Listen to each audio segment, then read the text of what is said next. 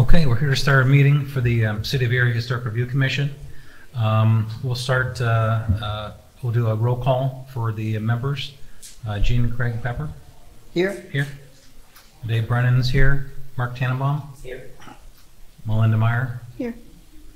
Matthew Falcone. Here. Jason Wazurek, I think he's joined us on Zoom.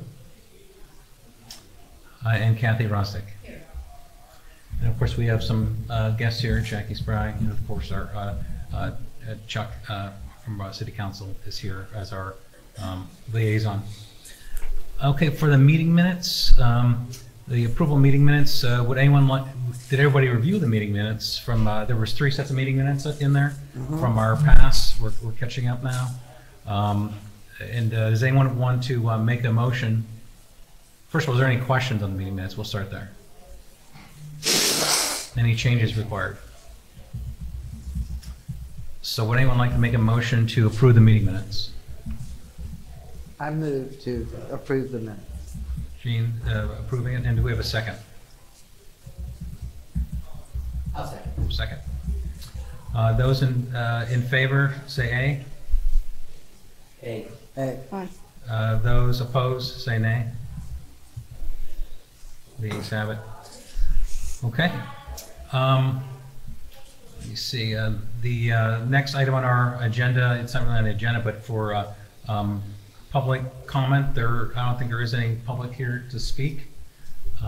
Usually we'd have it at this time. And I did want to make a note from some information that we heard that all the meetings are live now for anyone listening. There's live streaming, so you can always listen in. But if you want to come speak to us or have some input, we'd love to have you in. But they're only live during our meetings. If there's a board member out there that needs to Zoom in for any particular reason, we need to make special arrangements to make sure that happens. And I think that's it for that announcement for joining the meetings. Okay, we'll start with old business and an update on the historic preservation plan. Dave, I added this. I figured since we're sort of coming to the tail end of the preservation planning process, that this should just be a standing item on the agenda. At this point, the survey, there's a public survey that is still live. No, it just ended. On Friday. On Friday, okay. So the Friday, the public survey for asking for comments on the preservation plan ended. I think we didn't get a great response. There were like something like 70 or 80 yeah, responses. So 70 or 80 responses, and then we'll follow up with the Lakota group to get a summary of what those are, and then I think the next step for that might be Jason. Jason, are you? Is he here? No. I'm not sure. I'm guessing that he's online. Does that beep? Does that mean anything? Yeah, that means he's He's on. asking to be admitted Okay. in.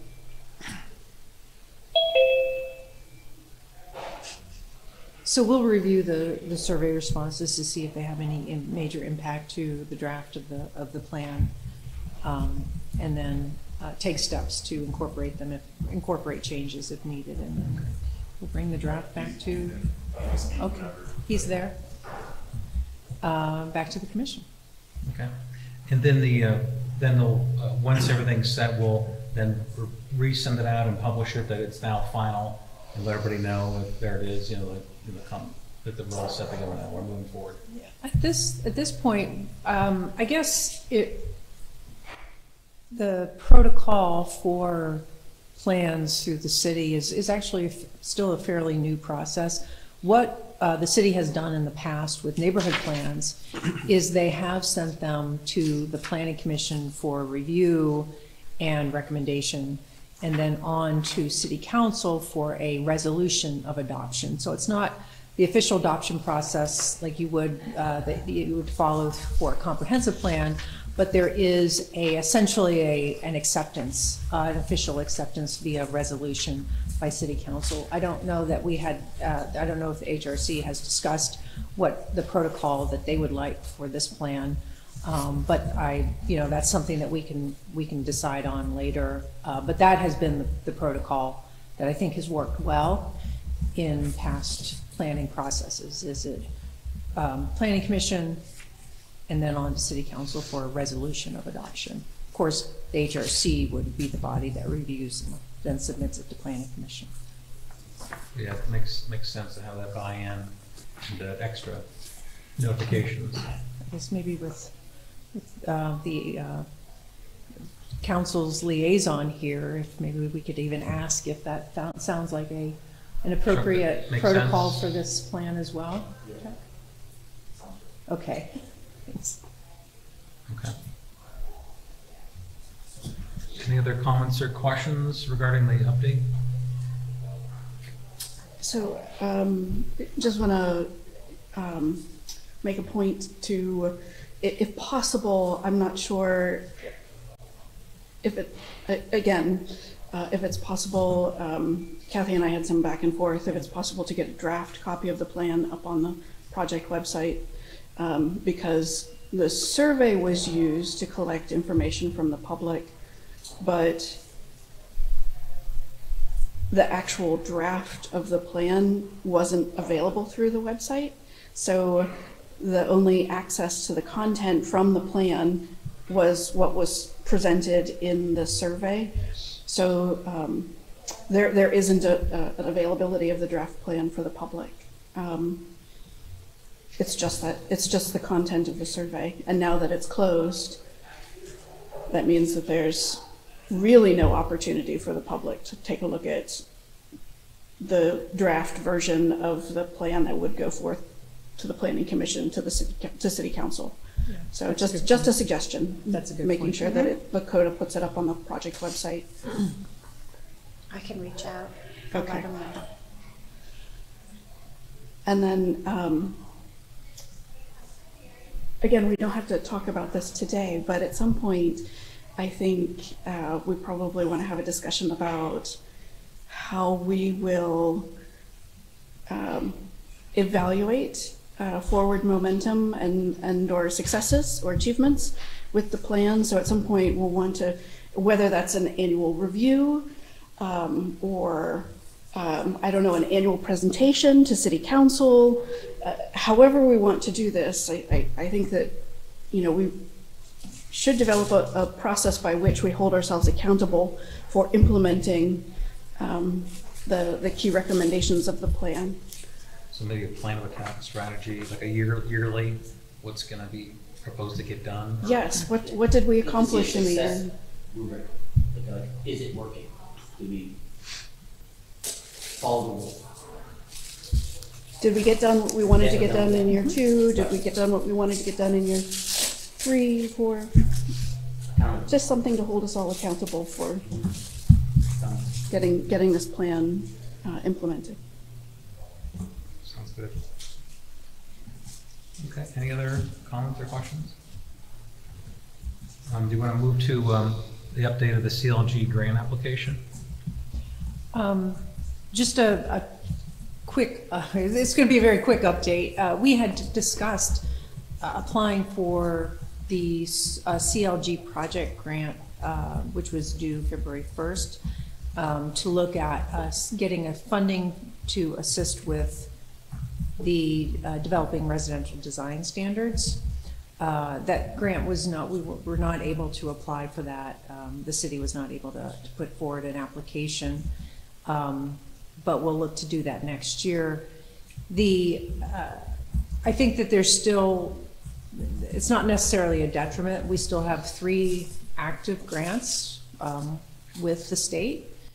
3 of them, well, actually 4. One's still open to pay for the preservation plan. We have 3 active ones, 1 CLG, 2 Keystone grants to perform the citywide survey, which will take a lot of our time. So it's not necessarily a setback for us. I don't think it is, but we will look to apply for that next year, the next round of funding to do the design standards. So that's the only update I have for that one. Okay. Any comments or questions from anybody? Okay, let's move to new business, and the first item is the Historic Building Survey RFP. Kathy, I know you sent out a draft ahead of time with that start, and I had some communications, so thank you for having being in front of that. So the point is to discuss that and to get any comments during the meeting with that RFP. Yeah, I just took that outline of the RFP. Most of this is already done, but it's a lot of boilerplate that the HRC doesn't really need to spend an appreciable amount of time on. Highlighted the sections where I thought that getting your feedback and your input would be of help. As Melinda had pointed out at the last meeting, the preservation plan has, in the recommendation section of the preservation plan, did a very good job of providing guidance on how to prioritize. One, it's the first implementation action step.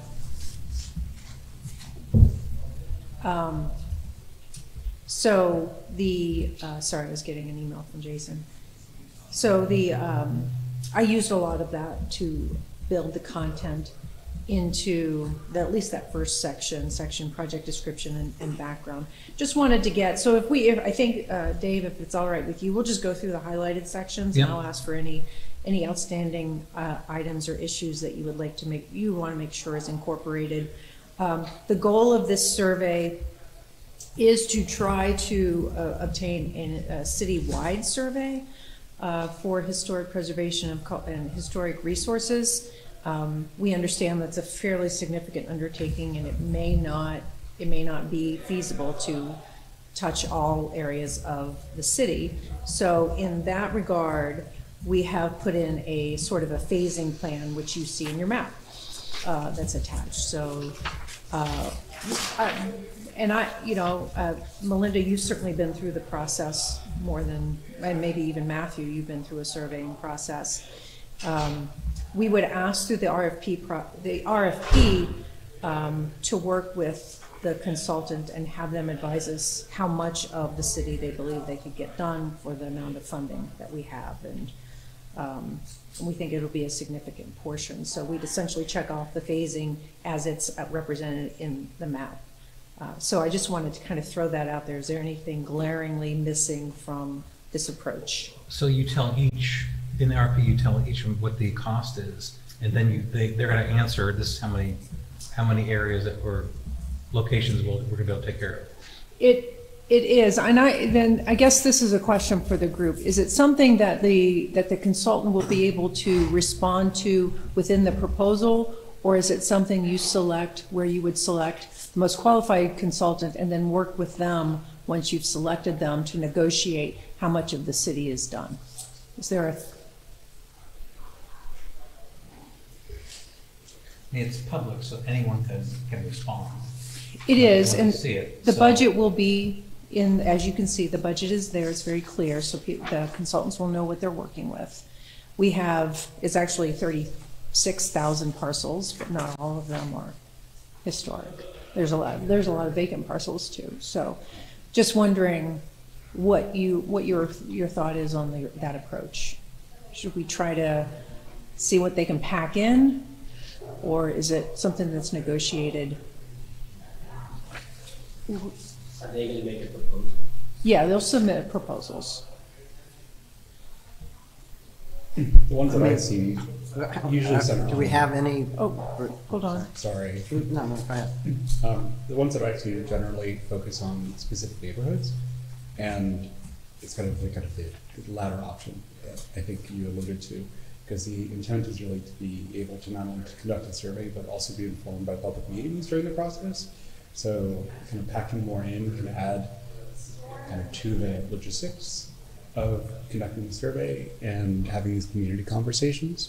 So it seems like it'd be wise to set the boundaries and then work with the RFP respondents to ensure that they're able to cover kind of what needs to be done within that space. And so you're saying, Matt, that so maybe something that happens after they're selected. I think it's important to, my thought is, what's really important is to make sure that the entire neighborhood, so you don't do a portion of a neighborhood, because there is you know, we are asking for the neighborhood context and the history of the neighborhood and the context of an entire unit of a neighborhood. So, Right. okay, that's helpful. Any other thoughts on that? I mean, that seems reasonable. I just wanted to get your opinion. What, have we received any? No, we haven't. The RFP has not been issued. This is you're providing input to finalizing the draft RFP. For the RFP, okay. I think it's typical for these type of RFPs, like speaking architecturally, I like RFQs to kind of get maybe pick out the top three and then get a proposal price from them. But I'm not sure if that's typical with this type of work or not. That's a good question. I'm not as familiar with multiple. I've not worked with multiple survey RFPs, so I don't know if it's an RFQ process. What RFQ just to pick out like qualifications. three and then have them submit an RFP for that gives a fee.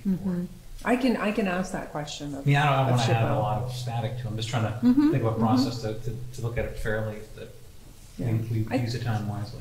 I would think that there's a lot of qualified firms within the state who can do this work. I mean, I do see these come across at least my desk a lot. We just don't typically compete for survey work.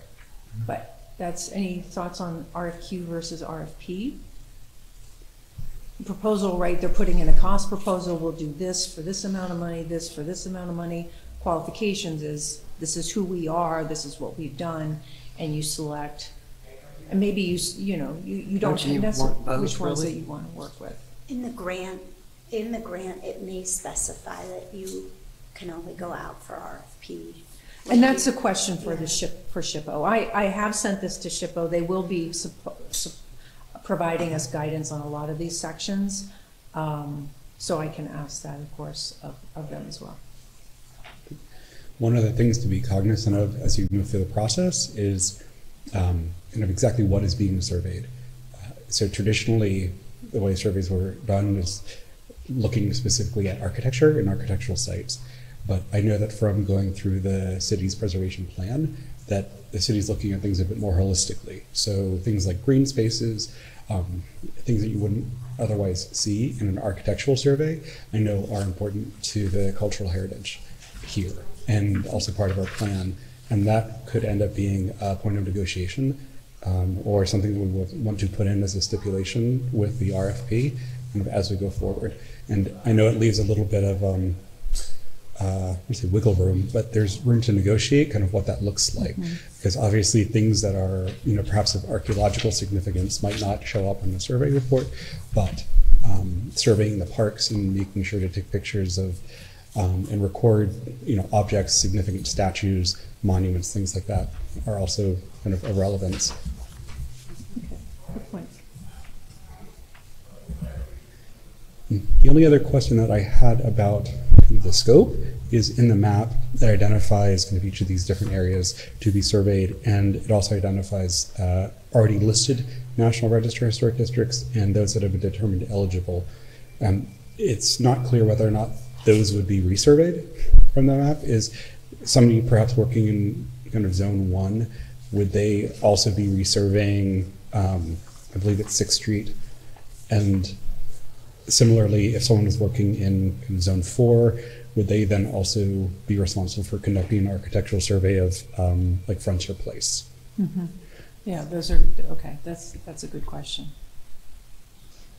And there have been significant changes in select areas of the city and select resources since initial evaluation has been completed by the SHPO.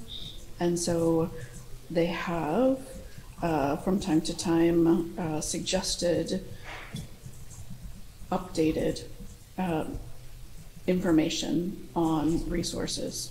So this goes back to the question of funding and what can and cannot be funded. But for example, a lot of investment has been made with the West 6th Street Historic District, and so that work may have an impact on the conditions of the property as they are, documented by the State Historic Preservation Office. So again, just kind of piggybacking on that, it is a question of what the funding will allow with regards to the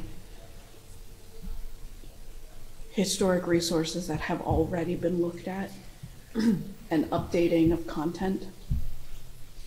And as far as a priority, if, let's say, the first 4 neighborhoods, or I don't know, I think that's, or areas identified in this map are the highest priority been established, does resurveying and updating of the existing historic districts then also become the priority, or does that happen after you go through all the neighborhoods? What's your reaction here? I would suggest we not resurvey them. Right. Oh, okay.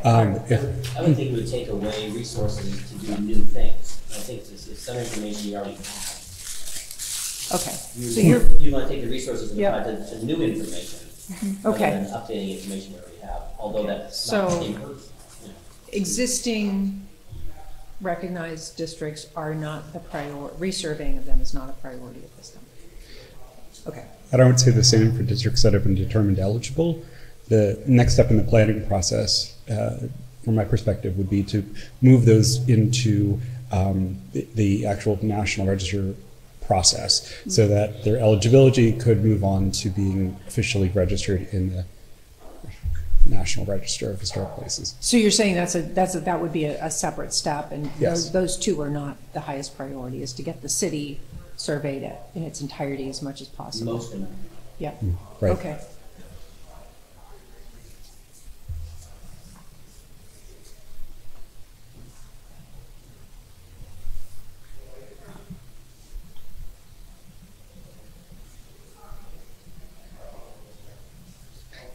Okay, that was helpful. Any other?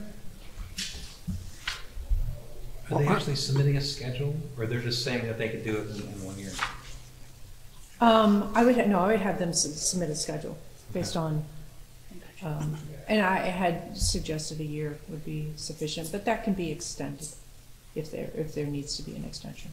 Now, do we interview everyone that applies, or do we give someone the ability to filter through them first and recommend to the board who we should I would interview? suggest that either a committee of this body be formed, or this body you review them, much like we did Lakota Group. Right.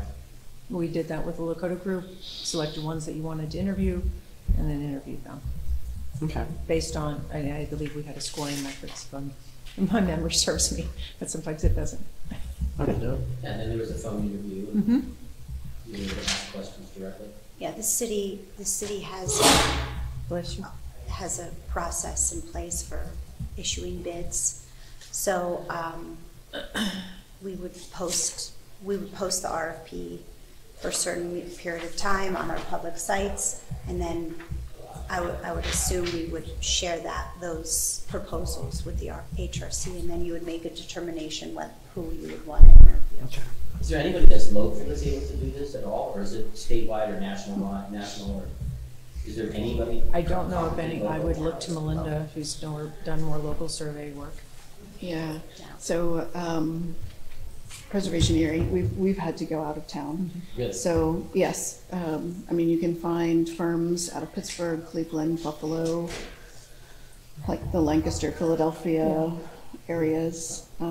But yes, professional preservation firms that do this type of work just aren't here in Erie. No, not here in Erie.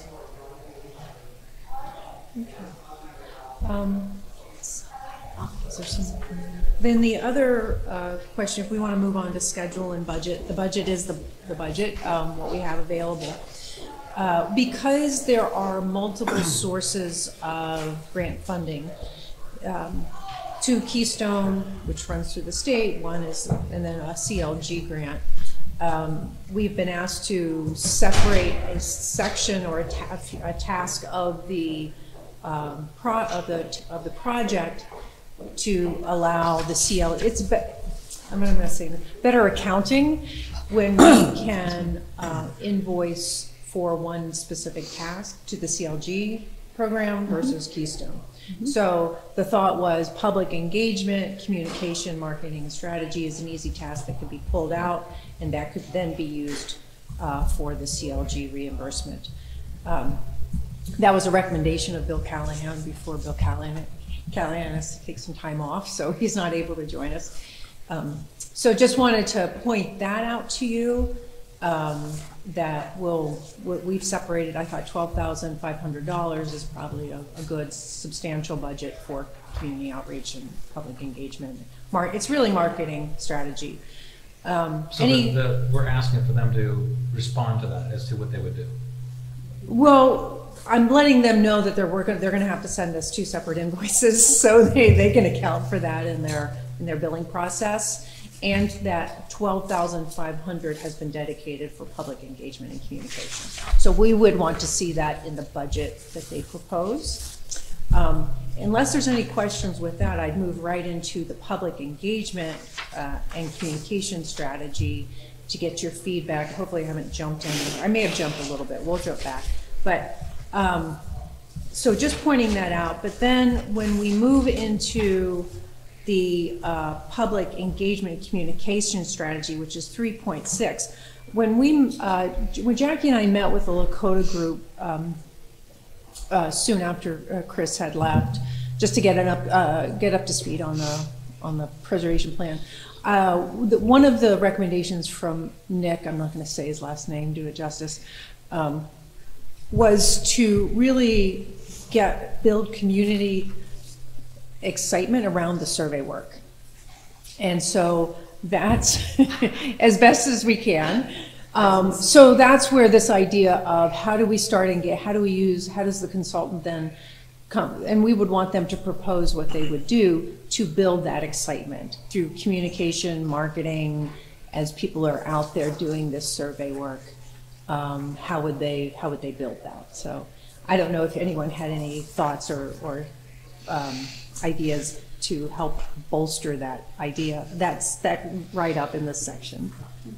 Don't throw stones at us, but please come out and tell us all about, those kinds of exciting things about your house. What Matthew's laughing, so. Polite smiles. I think that the more transparency that can be brought into the process when we're doing community engagement, the better. I know that folks will really want to understand why the surveys are being done and kind of what comes next. So the more we're able to talk about the city's preservation program and the accessibility to that, as well as how being listed on the National Register might be of a point of community pride, economic incentives for redevelopment, that sort of thing. That's really important to get out in the messaging. Otherwise, an ambiguous kind of survey can often be really off-putting for communities and for members of the community.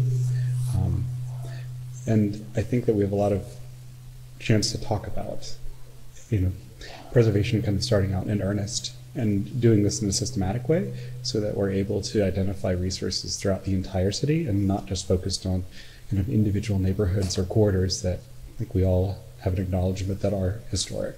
Okay. I think it's important to allay people's fears. A lot of times people hear about a survey and they can imagine, oh my gosh, this is going to be detrimental to me and detrimental to my real estate, then it would be positive. I think people jump to that conclusion. Okay. And just in terms of the RFP, because yes, what you're saying is correct, and hopefully the new preservation/planner would be working in unison with the consultant, obviously, as that champion for everything, including our communications department and our neighborhood resources department. I mean, we have a lot of now resources that we're going to be working together a little bit more. But in terms of the RFP, it's a little ambiguous. There's like what kind of engagement are they going to do specifically? The city, I can see how we would engage, but are we going to be asking them to lead those engagements and be community meetings and all that? Are we doing that again? I don't know. We just went through that process. Well, see, my suggestion is allow the consultant to submit a proposal of how they would address that. So let them do their job and be as creative as possible. Just give them sort of a basic framework of what you're looking for, and so some of the comments that you made we'll add into that, and then let them propose, and then you can make some judgment. Picture some type of press release where you get the press involved so you can get on Yeah. TV, possibly. But again, that's not me to do that. Right, And that's also them. maybe even an op-ed or something like that. Yeah, so we'll let them make their suggestions. And maybe we might want to add, not only are they, and I'm sorry, I may be looking at the wrong, but here's the public engagement right here. Something, how are they working, not only in the community, but also in the city internally with the different departments. Some of those things are new, you know, the branch of the planning department is just starting this neighborhood resource branch. So, I mean, we're gonna have capacity for people to intake calls or help out if there's other ways that we'll be able to do some of that. So, Well, isn't the driving force for all of this so that we can create legitimate local districts? I mean, just, you know, aren't we trying to get more Well- justification for coming up with our local districts? That's a piece of it. That's a piece of why you would do the work of this, or the survey work. But it's also for, actually, the discussion of the survey came long before the HRC was even Right, for National contemplated. Historic. But it's also Right. for Section 106 reviews at the state level. Now you've identified your historic resources. So as the city is moving forward with state and federal funding to do X, Y, and Z, it's going to be much easier Having that. having the survey done. Okay. So there's a lot of benefits to the survey, but that's one of them. Okay. I was going to say, and also think about those organizations that are working actively in the city right now. They are not, they're private entities, right? Nonprofits Right. and for-profit development firms that are working in the city. So entities like BEST, HANDS, our West Bayfront, EDDC, the Erie Downtown Partnership, all of those entities, the survey will be able to inform their decision-making when it comes to specific properties in the city. Okay. And that would be a good two-way conversation. Or private developers too, Groups right? that will talk about their resources. Yes. Okay, that was helpful. Thank you for your feedback on that. I will hop back up to 3.1, which is background research. I think this list is pretty exhaustive, but if there's anything else that might be missing, this is taken from the preservation plan, and I think, Melinda, you had provided most of these documents to the Lakota group, or dug them up for them. It would be great. I think we had talked about too, and I will put in a plug for Melinda's suggestion, that these be held in some repository for the Historic Review Commission to be able to access a little bit easier. Can't we kind of put them on our website somewhere? I- I mean, we don't have a website, the city has a website, right, Jackie? And we're going to be Yeah. part of that. yeah, you're listed, right? You have a presence. I can find out if we can put Yeah. those documents on there in a PDF format. I don't see why not. But we'll certainly have them available for the selected consultant. Anyone have any thoughts of anything that's missing? I didn't think so, but I just wanted to point out. It's a lot of work that has been done, which is great to see. Okay. Moving on down to deliverables, 3.7 on page 3. These are fairly typical deliverables, but I will, I just want to make sure that this is capturing your expectations. So we would have a kickoff meeting at the beginning of the project with the Historic Review Commission, the city, and SHPO staff to review the scope of work, project schedule, and address any questions or concerns with, I'll just walk through this and then we'll go back if we need to, or stop me. Address any concerns or questions. We would have monthly phone conferences with the consultant, and I didn't know if it's the HRC and staff, if you wanted the consultant to, your expectation, we'd want them at our monthly meetings to give us an update. We can certainly make sure that that's part of it. Jackie, there'll be. Report, if we have questions, we can ask them to. Submit a written report? Okay, Yeah, I mean, that's just easier. something we want to have That'd in be this. easier. Okay. So you expect a monthly written report to the HRC. And then, of course, this will be, they'll have, much like we do, Jackie, we'll have check-ins with them on a regular basis. Okay. Hopefully you'll have a staff lead by then Yes. to be the point of contact.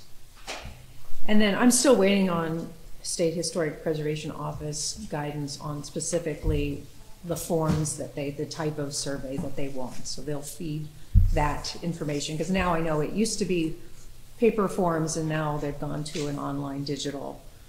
So I want them to literally feed me that terminology. So this will be based in a GIS format. So it'll be digital, it'll be dynamic and very helpful. So we'll get drafts of that work.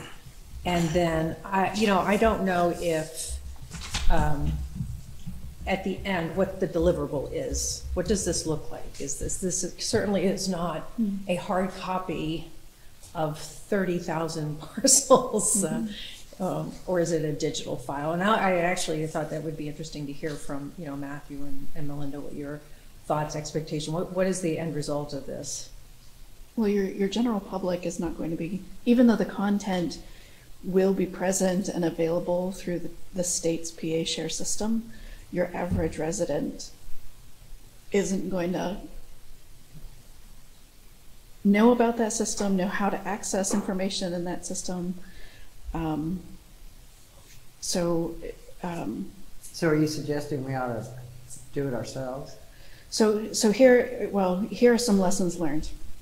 I'm not providing directives. I'm providing just here's some things to consider, right? So in 2014, Preservation Erie, our consultants wanted to add website construction to their list of things that they could offer to consultant or to clients, and so we were their guinea pig. And so some things to think about if you choose to create your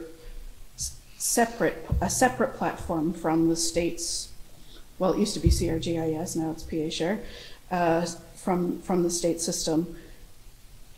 Know that information is static unless you're actively updating survey content, right? Or condition related material.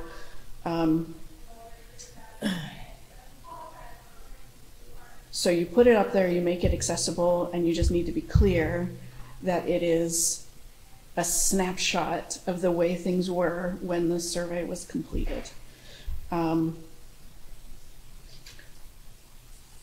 We also encountered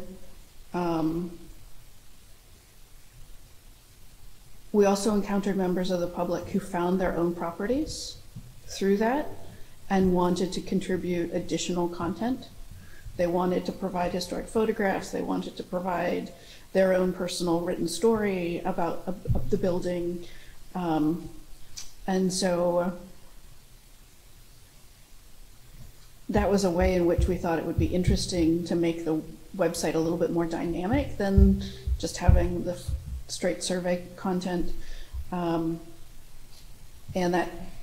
that too kind of became a little unwieldy. Anytime you add a crowdsourcing component, that adds a layer of complexity because you've got, again, ongoing maintenance.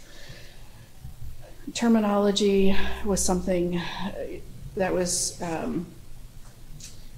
I think the survey, like again, Preservation Erie survey, was a little bit, there were some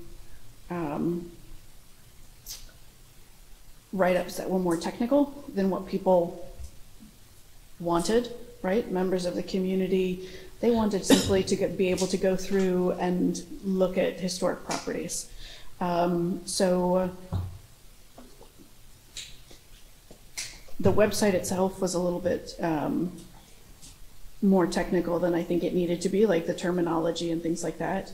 But the search function, we also modified the search function at least 4 or 5 different times within the first month and a half that it was live, because of how members of the public were searching for buildings versus how the survey team thought people would be searching for buildings. So these are just all things to consider if you choose kind of a an online platform for this content. Again, not advocating either way. It was just definitely a learning experience. But you weren't housing the data, right? You were simply using. No, we are housing. Yeah, we are housing the data. The Erie Building Survey. Right. Yeah. But you're not able to manipulate it because it's on a website where you have someone who's maintaining that through ArcGIS. So the data that's available is pretty static. Pretty static. Yeah, I mean the photographs, we had a relationship with the Erie County Tax Assessment website for photographs. And I guess the reason I'm asking is, would the deliverable be, would the city be able to get the data, to have the data and house the data, so that we would be able to put it on a dashboard on our own website? It is your data. The Erie Building Survey that was done by Preservation Erie in 2014 is our data. Right. Our website is connected to tables, right? And unfortunately, I don't know enough to talk about it effectively. Is it also then fed into PA Share? Yes. It will be. So it'll be in both places. PA Share, they need it in a certain format, but theirs is also GIS based. Yes, and typically they ask those that are doing the survey to enter that data into PA Share, so that will likely end up being part of the proposal. You know, I view this from a very pragmatic sort of way. Feedback. Sorry, I don't know why that's doing. Like I'll keep talking like that. I know, but I can't hear you. I know I'm very soft spoken Can you too. get back further away from it? No, actually, when you get Like- that, now it's done. Now you Okay, don't I hear. won't move for the rest of the meeting. Okay. I look at this from a very pragmatic perspective, that if we're sending surveyors out in the community to be able to have access to kind of all data, that at the end of this, what would be most useful is something that kind of boils down their observations into recommendations. So if there are any new historic districts or potentially historic sites that are eligible, then the most useful thing would to be as a kind of final deliverable would be those recommendations, so that those kind of specific historic resources that perhaps rise to the importance of being listed either locally or in the National Register are brought to the forefront. And that way, after the survey is complete, we're able to kind of go into another phase, lots of phases, right? Or next stage, which would be working with those community groups, working with individuals to make sure that things are listed either with the city or on the National Register. And I would say that we would be, I guess you would call it metadata, that the city would be able to have all metadata related to the survey, so that we ourselves would be the one, because we have GIS, we have a GIS administrator, we can put it on our websites, we can create dashboards, we can do whatever we want with it. We can portray it the way we would like. So yes, I agree with you about the recommendations, but also to have the metadata so that we get it all. In our RFP, could we request that they Yes. Yeah. work on having it be a user-friendly for the average person? Well, Access. as long as it's in a format that's acceptable to the city's GIS Okay. staff, they'll be able to utilize it after that. And I think that's probably the best. And it's going to be GIS parcel based. Yeah. And And we'll they've be done able this to access. before. Yeah. Yeah, exactly. Is the data ultimately searchable, like, if somebody wanted to just search commercial properties, or they wanted to search like residential, Yeah. two person, like a flat, or versus a single family? Can you, or with a certain age? So is all those Yes. categories are individually searchable? Yeah, so I guess at this point, I'm not sure, do we ask, see, I don't know that we would, do we ask the consultant to build that system for us, or do we make sure that the survey Fits. is complete Uh-huh. and that the city can then Input build, 31,000. yeah, but, well, they're not gonna input it, it'll be in a system that can be read by the city. And then the city can then determine how best we can create a platform. Display We just need to make Yeah. it compatible. Yeah. Yeah. You're not asking in this. Well, I'm RF just- No, I'm asking, I'm asking I'm generally, thinking that we're if we not, have them Well, spend then time ours doing needs that, to be- then they're not out there doing the survey. right. Right? Yeah, so ours was probably an anomaly because they specifically wanted to build Wanted that. to build. They Yeah. wanted to use this as a guinea pig. As a but guinea pig. To Matthew's point about the final report Yeah. at the end of the survey, Preservation Erie used it to guide our next steps, right?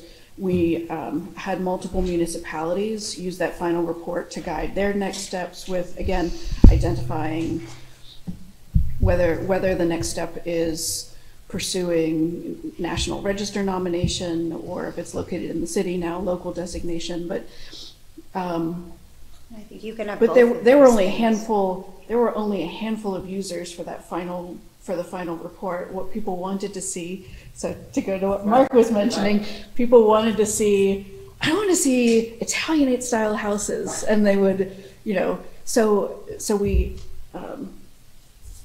we ended up allowing a search by style because it was something that we learned over time, just that the public searches things, they want access to this information in a certain way, or they want access to, And they wanted it for a different reason. for different reasons, Yeah. yes, than what your city staff, city leadership, Like a profession. your development-related organizations are going to be Decision using it, makers, yeah. yeah.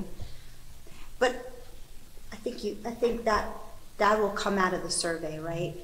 Also, and the engagement. That's a great, yeah. Our Yeah. styles, That will I mean, I come out would of the think styles engagement. would be a natural part of the description you- of a property, right?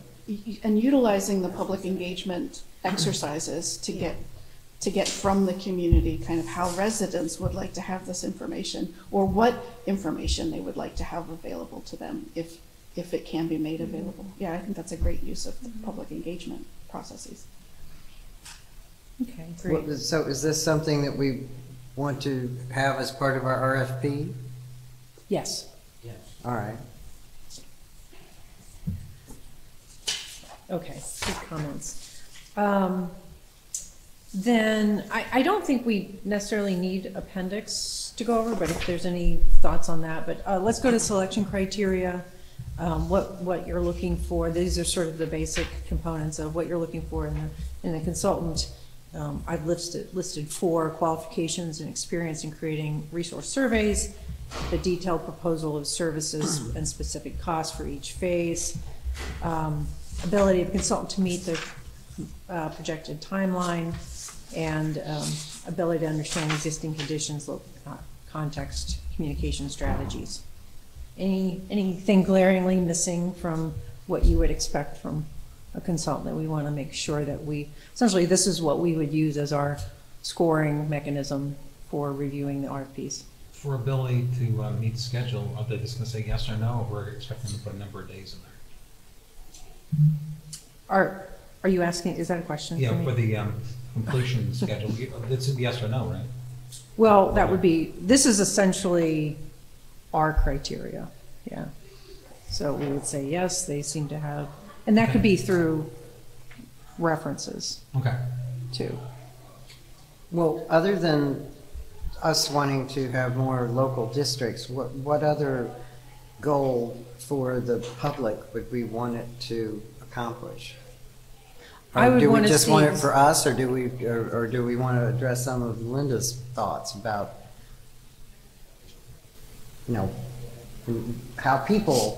how the public uses this information? I guess I looked at that as, in their proposal, if we had examples of how they've engaged the community and if we could score based on whether or not we felt that their past or historic examples are something that we would look, that would meet our goals. That's what I had thought of in number 4. I think we would get a lot more public support if our goal was to produce a product that they could use, as opposed to a product that is really designed for public planning, top down. Yeah, I think so too. And if you want public buy-in, you kind of have to give the public what the public will utilize. And hopefully they're paying.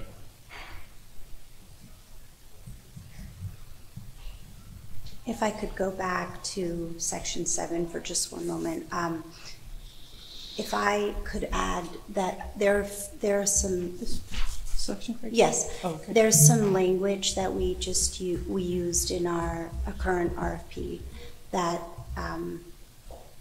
that we kind of trying to standardize for the city. If we could put some of the, and I can provide that to you afterwards. I may have cut it out of here just for the, I cut a lot. I took basically your RFP for the preservation plan. Oh, this is, okay.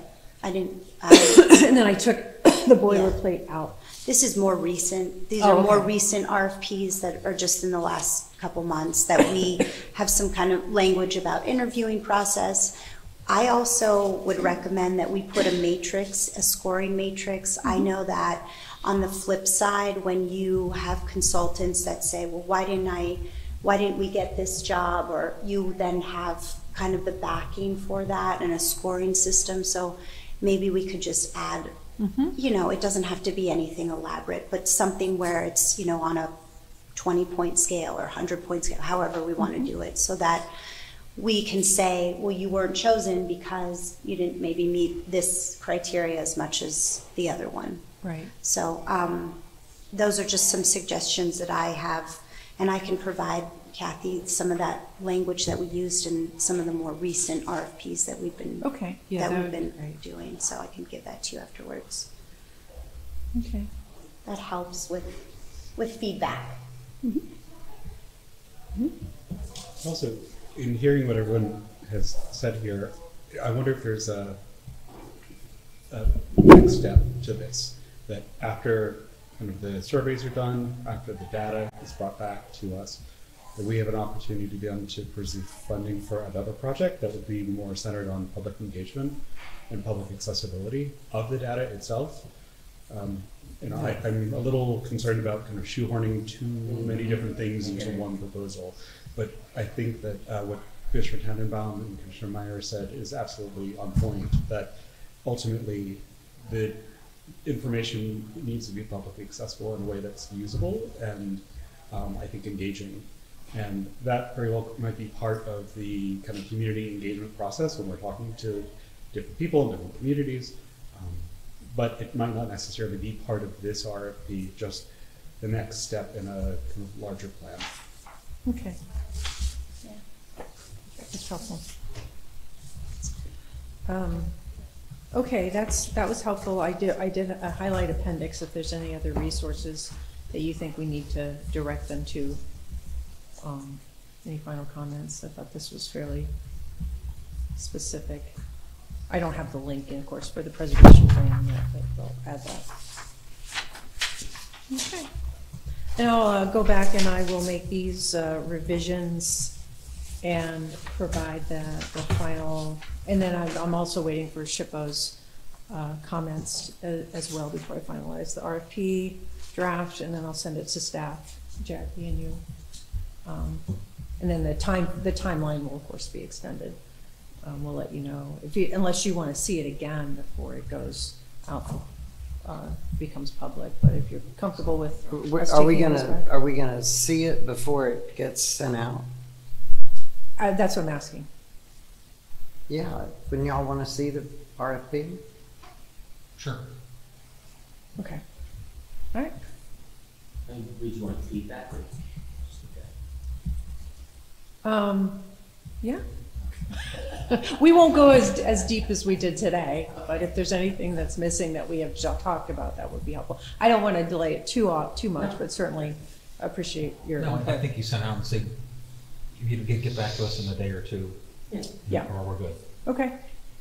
I'll have that done for you. Okay, is that it for the RFP then? That's it. Any final comments, questions? You're good? Everybody's on their head?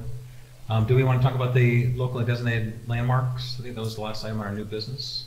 Yeah, sorry, it should be a certificate of appropriateness for locally Oh, designated shoot. landmarks. I said a COE. I was trying to figure out what the E was the whole time. That's why I just said locally. It was a typo. I should have just spelled it out. I apologize. It was a last minute ad. Now that we have one locally designated landmark and maybe a second one coming up soon, hopefully.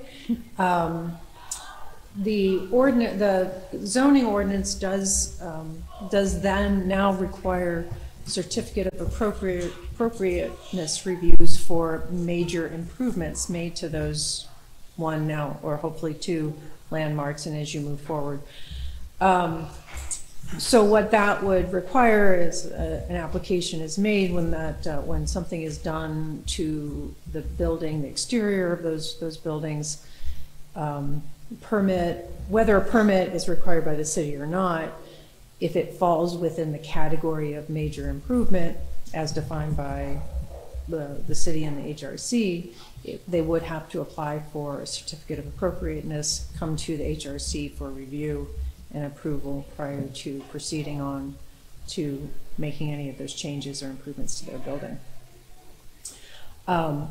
I know I added this onto the agenda because we do have at least one landmark, and I know Melinda and Dave have sort of asked about what's going to be the process now and how do we move forward.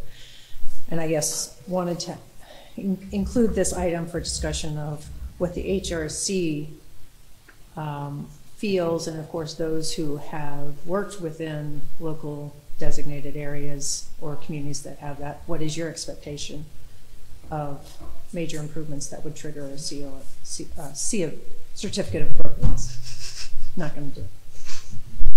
You mean from the owner that wants to make a change? Yes. Okay. What do you want to We say? had a listing of those.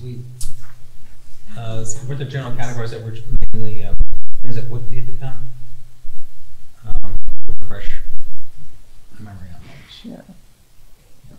Like some of it could be reviewed by the administrator and not have to come to the committee. We had talked about that. And I don't know what those are, so I'm sorry, I'm gonna have to dig those up. But what just a good idea, and I will have answers for you by the next meeting, what your expectations are. Matthew has something to say. See, I'm sitting right across from him, Dave, so I see his face. It's very unfortunate for you. It's my experience that if something is either replaced or repaired in kind, it's done over the counter. It doesn't necessarily rise to coming before the commission. So, though, is kind of new construction, demolition, and any kind of substantial project, especially one that is highly visible from need to come before the commission.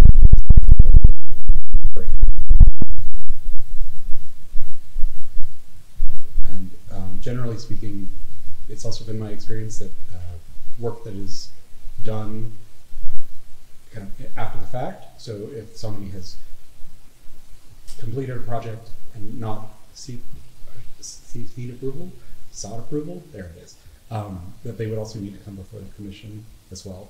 Okay.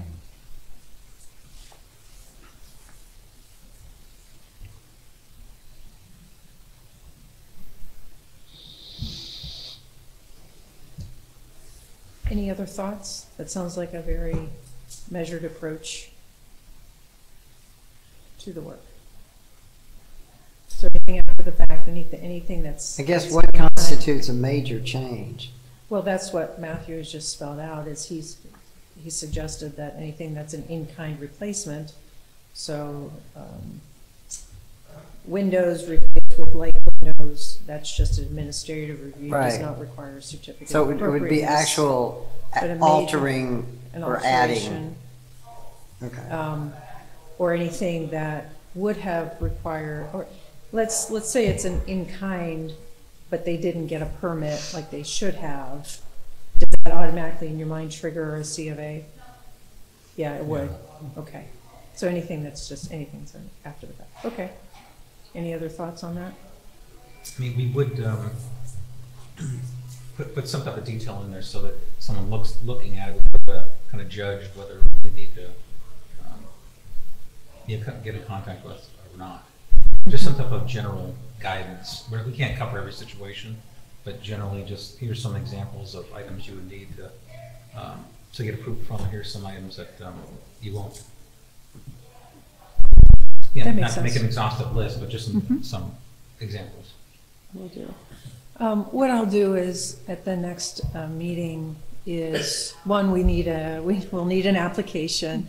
The application should have a basic policy attached to it that mirrors what's in the ordinance, and there may be some modifications to the ordinance that helps clarify that. But I'll get that prepared and have a better report for you at the next meeting, but just wanted to bring it up since it was sort of a discussion, or an earlier discussion prior to finalizing the agenda. But that map was very helpful, thank you. And a certificate of appropriate, like And- we and don't right have a now we have, certificate what, 2 either. houses that have gotten that status? Yeah, well, one, maybe Yeah. 2. Okay. Okay. The certificate, I would think is just a signed application, or do they actually give you something that you post on the wall? Post on your, Yes. yes, they do give you a certificate, okay.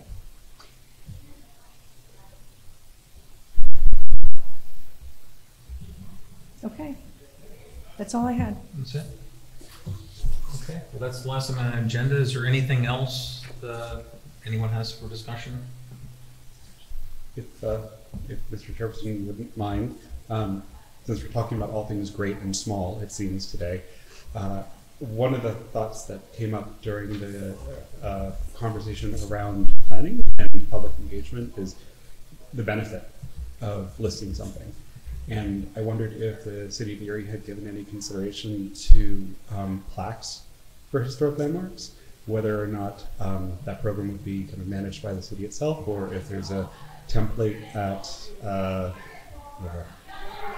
someone who makes plaques that someone might be able to go to that perhaps has our blessing to move forward with. I wonder if we're looking at kind of small certificate of appropriatenesses to put in people's windows, if we might also look to have something physical that celebrates the process of being landmark that people might avail themselves of in the future as well. I don't think we've talked about it before unless I missed it, but that sounds like a great idea. Packet has a Yeah. big bronze plaque, since we're on the National Historic Register. I mean, it's handsome. Do you have room for another plaque? Is there room for another plaque? Sure. Okay. How much was that plaque? I'll look that up. It wasn't pricey. I mean, it was, this big. Actually, no, a little bit. It was $5. And you have the honor of paying for it, did you not? I did. I'm so happy. That's So how much was it? I think it was about $500. Okay. It was heavy, and then they shipped it to us. We did it out of town. I have to see, I don't remember, we looked around at the time, found a company that did it. Tom, I think Tom Hagen would know, where he gets those. Yeah, Lakeshore. And, Lakeshore Market. I think he does the local monument guy. Well, we could ask It's at Lakeshore ask Market. your insurance Yeah, if we it's can Lakeshore, borrow Lakeshore. the plaque maker, the plaque press. I talked to his architect at the time, and he's like, they use Lakeshore to make the bronze. We could get a generic quote on if it's this size with more or less these many words on it, what would it cost? Perhaps for a design perspective, something that identifies it as being a city of Erie. Yeah, Historic, that'd be like great. a city seal or something on it. Sure. But that's what Commissioner you're describing. I mean, that's not atypical in the least. And that's a double negative. But having either, externally the person who's responsible for either working with the vendor directly or occasionally working with a nonprofit that works with a vendor or something of that, where there is a kind of an official channel that someone can pursue. Because even the national didn't send us a plaque. But the national, you're required, are you No, they're not required required to to have put a a plaque up. bronze No. plaque? No, but neither did they offer us one. Right. They didn't send us one automatically when we became, on the register. But We had that's- we had to seek it out and we had to pay for it. There were no standards around what it looked like, what it should say? I mean, because I've seen those all over the country, It's It's so, like there should be standards. We called the City company and they said, oh yeah, we need to standards, go time, and I said, let's not make it garish, let's do something nice, and it was. Yeah, on the National Park Services website, they do have kind of recommendations. guidelines. Yes, and for something that has an official seal on it, especially, I would think that the city would want to give their kind of review and Yeah. blessing Yeah. to a process. But if you had, the Wayne Block House or something actually historic, from Erie County, that might be the most recognized historic, other than the Land Lighthouse. There's only a couple of dramatically, historically recognized iconic pieces in Erie County. That would be really, you could have that on there, it'd be wonderful. I know we're short of staff, but it seems like speaking to a vendor and perhaps getting a proposed design might be a good initial step we could put for ourselves for the next meeting. Yeah, that sounds really like a good thing to do, so. Okay, any other comments, questions? We'll adjourn. Would anyone want to make a motion to adjourn? So move. Second? I'll second. Everyone in favor? Aye. Okay, I think the ayes have it. Thank you.